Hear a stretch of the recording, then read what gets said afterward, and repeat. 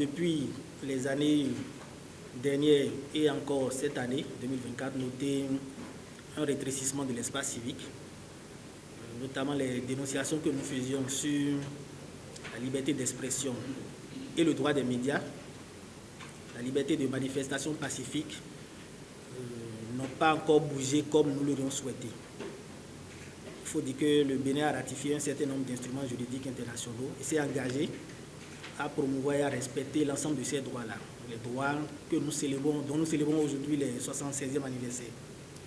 Ces droits sont consacrés aussi bien par la Déclaration universelle des droits de l'homme de 1948 que d'autres textes internationaux, y compris des textes régionaux et notre Constitution nationale.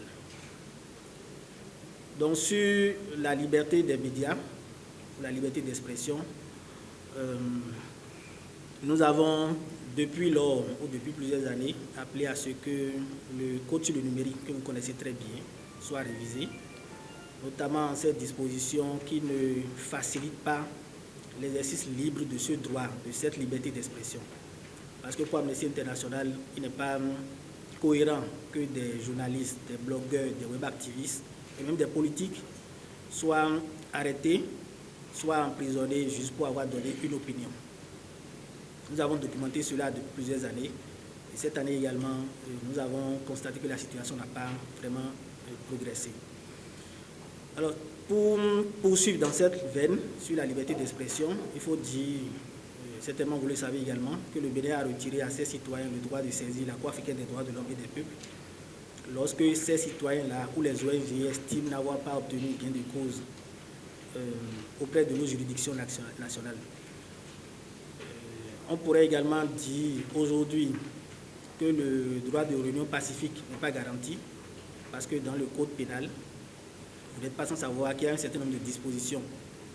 Nous en avons dénombré quelques-unes. C'est vrai que dans nos interactions avec d'autres associations, nous avons appris qu'il y en a beaucoup plus. Et à la lumière de ces dispositions-là, il n'est pas permis aujourd'hui de faire une quelconque manifestation, fût-elle pacifique. Et toujours sous le couvert de cette disposition, on a eu des hommes politiques qui ont été également arrêtés. Donc c'est pour vous dire que sur le terrain de la liberté d'expression, sur le terrain de la liberté des médias et de la liberté de réunion pacifique, tout n'est pas encore rose.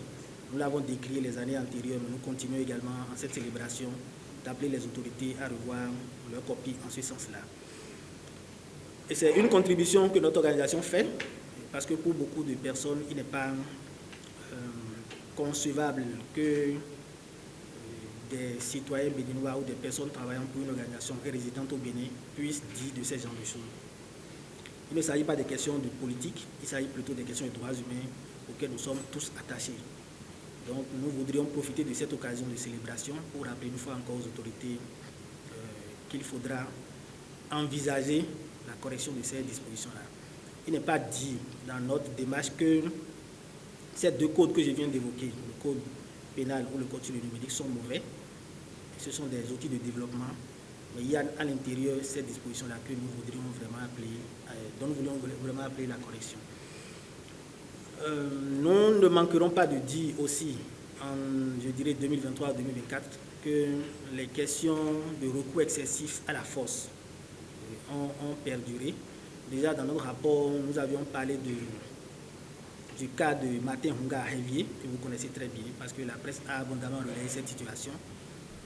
Mais pas plus tard qu'il y a quelques semaines, vous êtes également informés de ce qui s'est passé.